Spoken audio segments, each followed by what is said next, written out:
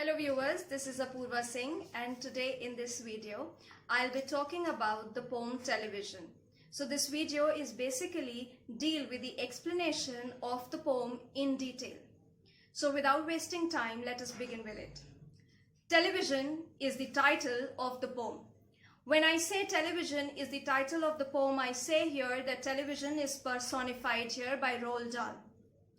The poem begins on an abrupt and a dramatic tone. So the opening lines of the poem is like this.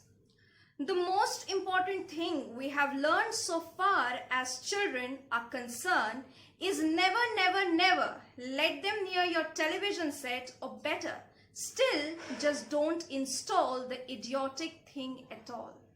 So the rhyming scheme here is used AA and BB. That means I say learned and concerned, that is AA. When I say let and set, BB. And the same rhyming scheme is continued. So the first line, what does it say? He says the most important thing we have learned. That means the most important thing which we have been taught. So far as children are concerned, in the concern of our children, is never, never, never. Now, never is written in capital alphabets. When it is being written in capital alphabets, that means the poet here is emphasizing on the word never. Let them near your television set. Who are them? Them are the children. Don't let them come near the television sets. Or better still, just don't install the idiotic thing at all. Or it would be much better if you don't install it at all. Idiotic thing here is the television. In almost every house we have been watched them gaping at the screen.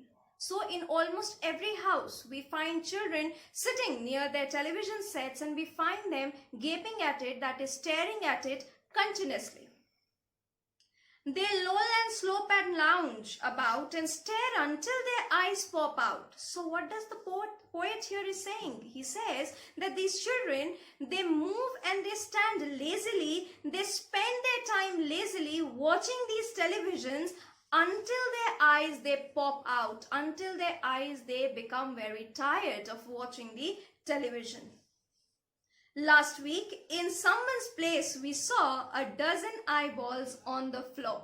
So the poet here very humorously says that the last week, what did he see?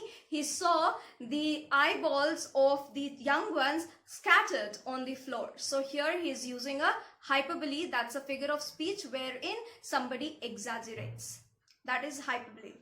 Now, they sit and stare and stare and sit. So this is the condition of the children. They sit and stare and they continuously stare and stare until they are hypnotized by it. So television here is hypnotizing the children, because no matter how much you call them, no matter how much you ask them to do something, they will not stand, they will not go away from their television sets if the television set is on and they are looking at it. Until they are absolutely drunk. Oh, yes. No, sorry, with all that shocking, ghastly junk. So how are they drunk? They are drunk by the ghastly junk, that is the waste which is being shown on the television sets. Oh yes, we know it keeps them still. They don't climb out the windowsill. They never fight or kick or punch. They leave you free to cook the lunch and wash the dishes in the sink. But did you ever stop to think, to wonder just exactly what this does to your beloved tot? So here the poet is hitting the parents.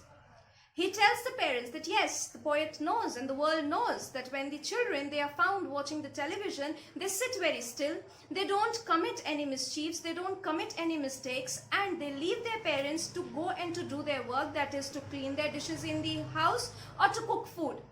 But on the ground level, the most important question here is that do the parents realize that what harm these television sets are doing for their children? Tot here is children. So the poet here also cautions the parents that for the present, for the momentary happiness and for the momentary freedom, we are staking the lives of our children, the health of our children, which is wrong. The parents are ignoring their duties towards their children when they are leaving them to get some free time to do their household works and to let them watch the television. The parents must not do that. Further, it rots the sense in the head. So again, the lines are written in capital alphabet. So rotting here is decaying the minds of and decaying the sense of thinking of the children. It kills imagination dead. So it is the crux of the poem. Here what the writer says that it kills the imagination. The imagination of the children, it is absolutely dead when they watch these television sets continuously. It clogs and clutters up the mind. It makes a child so dull and blind he can no longer understand a fantasy or a fairy tale. His brain becomes as soft as cheese. His powers of thinking rust and freeze. He cannot think. He only sees. So, when the children, they are only left to watch television, what happens? Their mind, it becomes soft as cheese. They are no more imaginative. They do not like these fairy tales as we used to like during our childhood days. It clogs and it clutters the minds of these children and it makes them absolutely dull and rusty. So these are the ill effects which the poet here underlines. Further, all right, you will cry.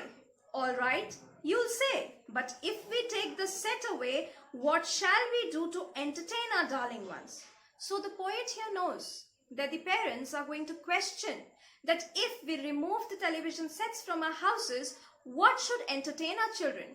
What is the other device which we can ask them to get their attention to so that they have entertainment for themselves? So here the parents are questioning that what shall we do to entertain our darling children? Please explain. Well, answer this by asking you. So here the poet himself is asking a rhetorical question to the parents themselves. And he says that ask yourself, what used the darling ones to do? How used they keep themselves contented before this monster was invented? So he's asking the parents and he's asking them that tell me, when you were young ones, when you were darling ones, what do you used to do during those days when this monster was not invented? The monster here is again the television. Now, have you forgotten? Don't you know? Well, we'll say it very loud and slow. Perhaps the poet here says that the parents, they have themselves forgotten that what they used to do, what was their practice when this monster was not invented. And very slowly, he says, they used to read. They would read and read and read and read and then proceed to read some more. So the only practice during those days was of reading. They would read, they would again read, and they would continue this reading, and that was the part of their life before this monster television was invented. Great Scott, Gadzooks, one half their lives was reading books. The nursery shelves held books galore, books cluttered up the nursery floor, and in the bedroom by the bed more books were waiting to be read. So he talks about few of the books which used to be there in the shelves of every child, and during their nursery times the floor was all spread and scattered with the books, and there were many books which used to be waiting to be read. That is how we have grown up, and that is the same practice which the writer is asking us to again adapt and to again adopt. Further, he says, such wondrous, fine, fantastic tales of dragon, gypsies, queens and whales, in treasure isles and distant shores, where smugglers rowed with muffled oars, the pirates wearing purple pants and sailing ships and elephants, and cannibals crouching around the pot, stirring away at something hot. So he talks about few of the experiences which he had during his childhood times, during his childhood days, and what were the things he used to read when he used to read these storybooks. He talks about all the characters and all the incidents which are still there in his mind, and he says that all these things used to take him to another world of fantasy and would leave him in that imaginative state wherein he could imagine a world like that as it was written in those storybooks, as the characters used to play their part to entertain us while we used to read the books. It talks about the cannibals here, and he's saying that he would see these cannibals cooking and stirring some strange food, and the aroma, we would get the aroma of the food when we would just read, when we would just go through the lines of these poems. Now, he says, it smells so good, what can it be? Good gracious, it's Penelope. Penelope is the name of the fish which these cannibals would be preparing for them to have their tummy filled. The younger ones had Beatrix Potter. So Beatrix Potter is the English writer here, with Mr. Todd, and these are the characters which he used to create in his maybe poems or in his stories. So here he says, with Mr. Todd, the dirty rotter, the squirrel, nutkin, pigling, bland, and Mrs. Stingy Wickle, and just how the camel got his hump, and how the monkey lost his rump, and Mr. Toad, and bless my soul, there's Mr. Rat and Mr. Mole. Oh, books. What books they used to know, those children living long ago. So he's talking about all those children, the past generation who had lived with all these characters and who have enjoyed and who have learned so much from these characters, and he's yearning that generation to return back. He wants us to again have this practice of reading and to entertain ourselves rather than just rusting our minds by watching this idiot and the monstrous invention of science.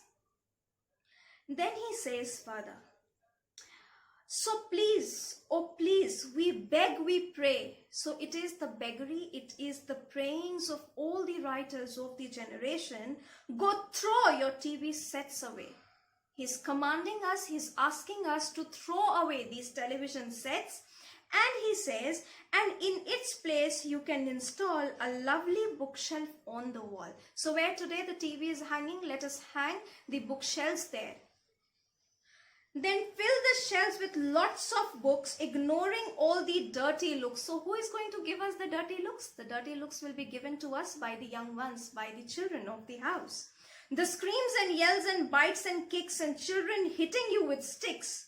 Fear not, because we promise you that's in about a week or two, or having nothing else to do, they'll now begin to feel the need of having something to read.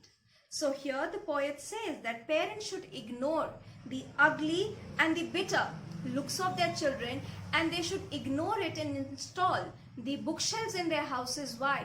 Because when they will have nothing to do and they'll have no entertainment in their lives, maybe after a week or so, they'll get inclined, they will move ahead, they will proceed ahead to read these books.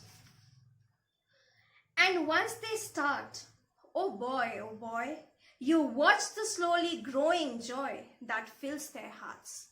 So once they have this practice, once they inculcate this practice of reading books, the poet here assures the parents that they will see them slowly growing very joyous and very happy after reading the books, and their hearts will be filled with happiness. They'll grow so keen, they'll wonder what they would ever seen in that ridiculous machine. And they themselves will sit back and think that they never saw something so wondrous in the television sets when they used to sit back and just watch them, just gape at them uselessly. In that ridiculous machine, the nauseating, foul, unclean, repulsive television screen. So all the adjectives here are used for the television. And later, each and every kid will love you more for what you did. So later in their lives, all the children of your house would love you for taking this action of throwing away the television sets from your house and installing these bookshelves in the place where these televisions were being hung. So the poet here basically advises us to read books, for this will enable us to discover deeper level of joy, find fulfillment in life, and open a whole new and exciting world for us. And I hope from today, after watching this video, you will stop watching television sets and you will incline yourselves towards reading books. Because reading books will surely give you a new way and a new aim in life to achieve. Thank you very much for watching my video. Please like, share and subscribe. Thank you.